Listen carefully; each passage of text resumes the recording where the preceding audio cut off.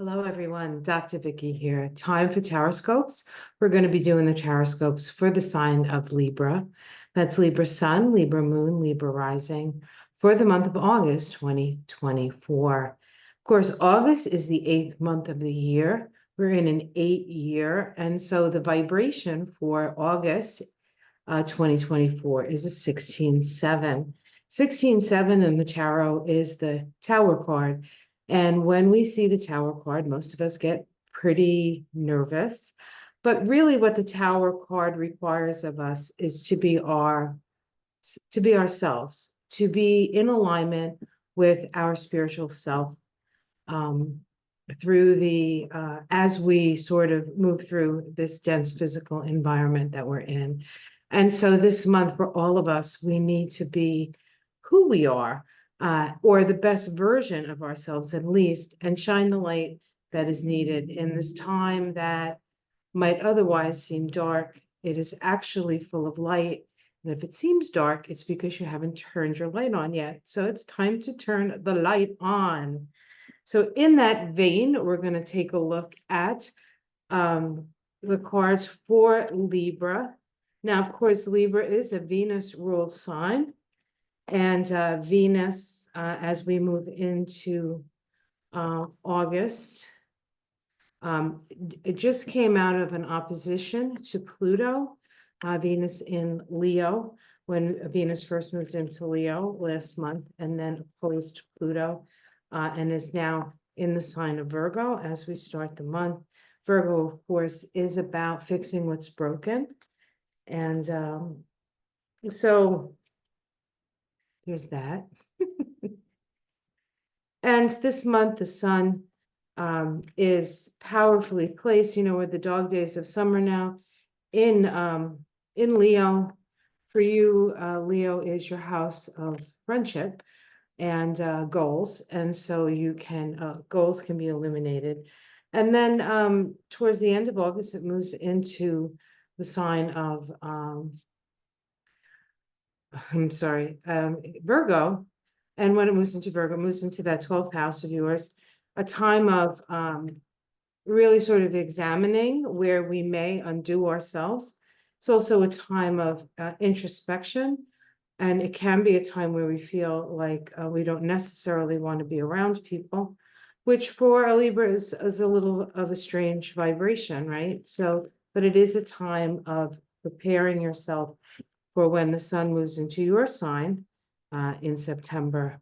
And so there's a preparation that goes on for Libra at the end of August. Okay, so let's take a look and see what the cards have to say.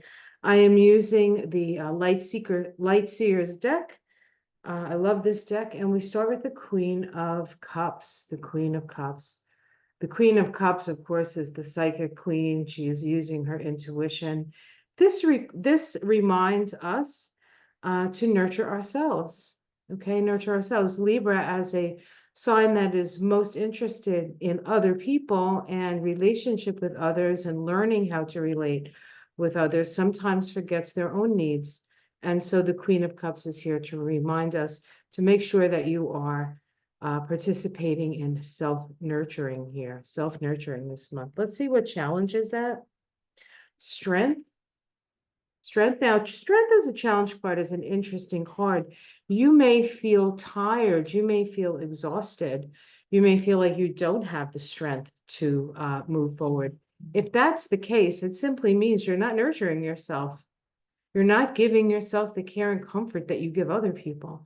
So we need to remember to do just that. Remember, the North Node of the Moon is in Aries, and while it may not necessarily be your way about going things. And that's not what I want to say.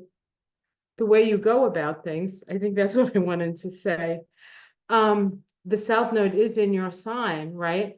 And so you've been having to let go of ways of relating, perhaps, that have been maybe uncomfortable, but known. And so it's really about moving into that unknown. But that unknown being Aries really requires us to be our true selves, to explore who we are, to explore new things and new relationships, actually. So let's see what's underneath this all. Okay, we have the Knight of Cups. The Knight of Cups is, of course, I mean, look at him. He's the romantic knight. This is sort of the ideal relationship, the romantic guy, the guy who brings you flowers and seems sort of mysterious and perhaps a little bit aloof, but seems like he has a good heart. This is the guy who's in love with love. This is about, at the root of this is an idealism. Now, this could be a person in your life, or this could simply be you. This is an idealism around love. So let's see what comes up after that. In the past, ooh, we have the Queen of Swords. So you've recently had to make a cut, perhaps a relationship cut, to free yourself from a difficult situation, a situation in where you were finding yourself giving parts of yourself away that were not healthy for you. You were able to make the cut, so to speak, make the decision. And that is a wonderful and difficult thing to do in the best of circumstances, especially for Libra, because Libras do tend to experience their world through their relationships. Now, there's really nothing wrong with that, because that's what Libra's here to do. Again, the only time it really becomes an issue is if you're not nurturing yourself and you're not at least considering yourself in the proposition. So I feel like you've had a recent breakup, perhaps, or a decision, divorce, something difficult where you had to put the line in the sand or bring the sword down to cut the ties. And now you're sort of just sitting there pondering, exhausted perhaps, but really coming to terms with what love really is. Okay, in the sky, we have the Knight of Pentacles. We have the Knight of Pentacles. So here's another knight. So there's this energy of there's an idealism underneath it, but a practicality in the sky. And so Spirit is saying, okay, think about love, think about what it really means, but also take into consider how much work or the practicality of the matter. There could actually be somebody who's out there for you who is more practically oriented, less romantic, may seem a little bit, duller, maybe, than what you're used to, but there's a stability and a sensuality with the pentacles. And so you may be losing a idealized sense of oneness and hearts and flowers, and yet you're getting somebody uh, who considers your needs and makes sure your needs are met physically, perhaps, financially, perhaps, right? Or perhaps this can be you, right? This can be you. You're doing this for yourself. Okay, immediate future, or the card for the month. This is the Emperor card. This is about dominion. This is about being the king of your castle or the queen of your domain.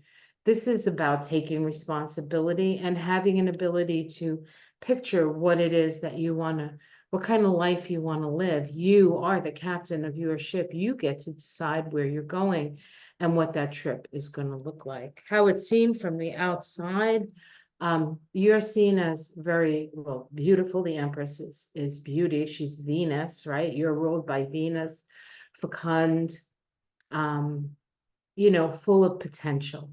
People recognize your beauty and recognize your potential.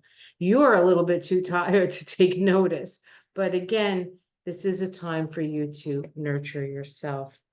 Your domestic situation, there are emotional issues that you're either avoiding, or if not, which according to the other cards, I'm not thinking you are, but this could be a deep dive into and really sort of looking at how your emotions have sort of brought you to the depths of despair and the heights of ecstasy, and how, while you know, we're human and we feel those things. Constantly going from the high to the high to the low isn't healthy. And so it really is an evaluation of your responses to things.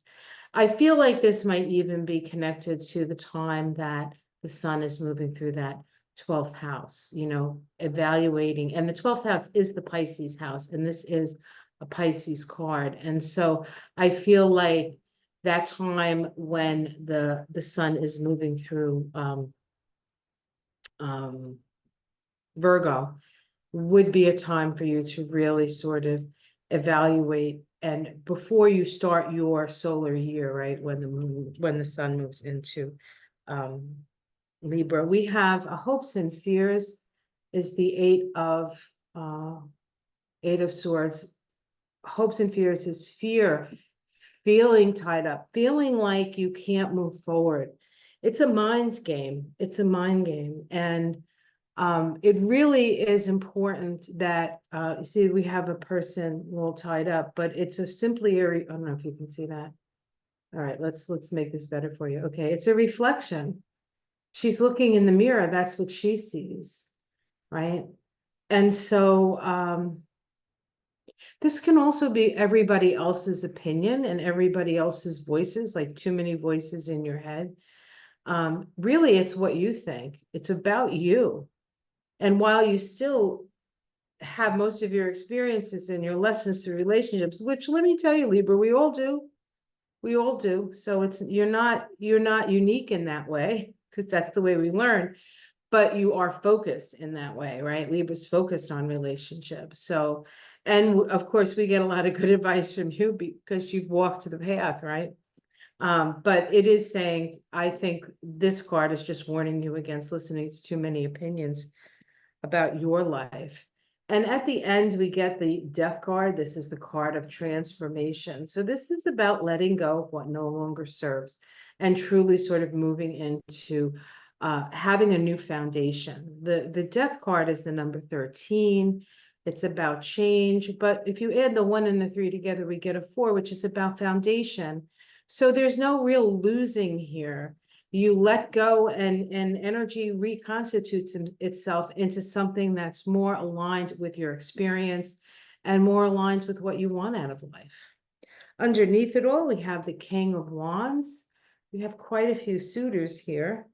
The Star, okay, which is about hope, and it's also a meditation card, and the King of Cups.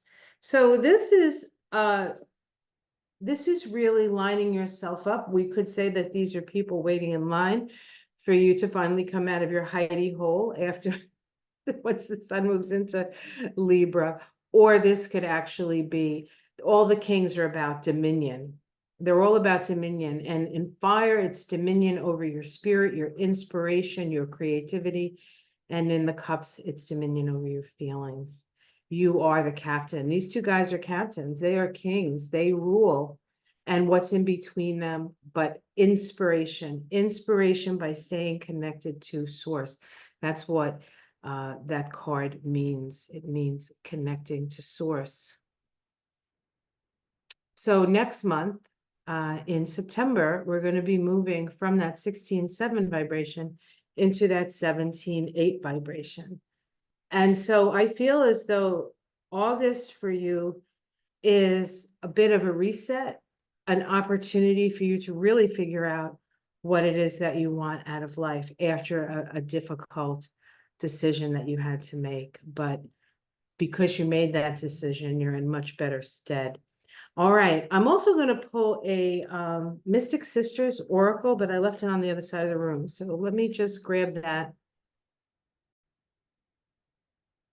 So I'm going to be using the Mystic Sisters Oracle deck, and it's a deck with the art of one of my favorite artists, Emily Balavet.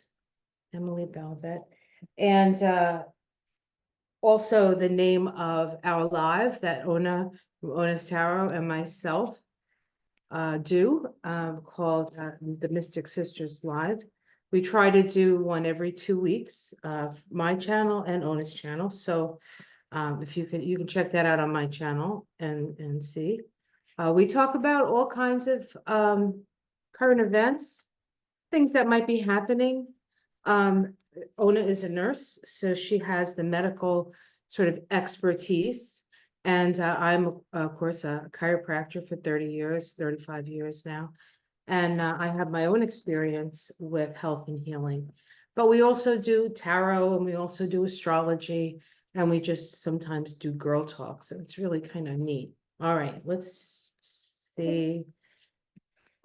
What do the Mystic Sisters have to say for Libra? I am going to read out of the book.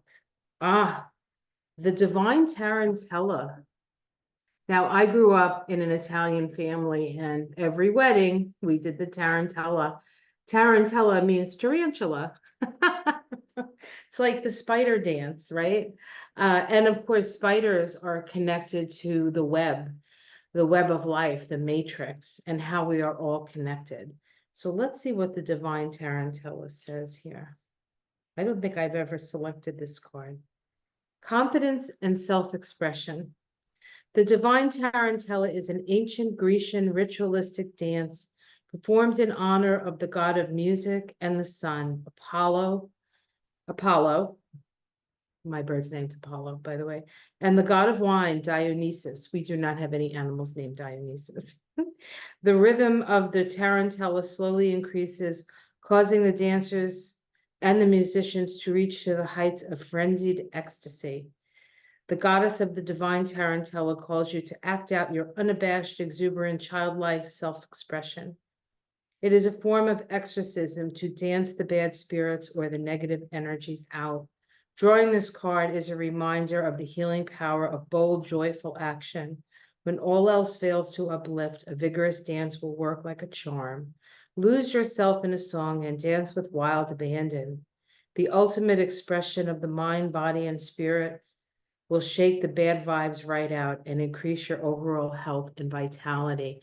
And so the Mystic Sisters are suggesting you boogie on down. Remember, when I was in college, there was the song by Billy Idol, dancing with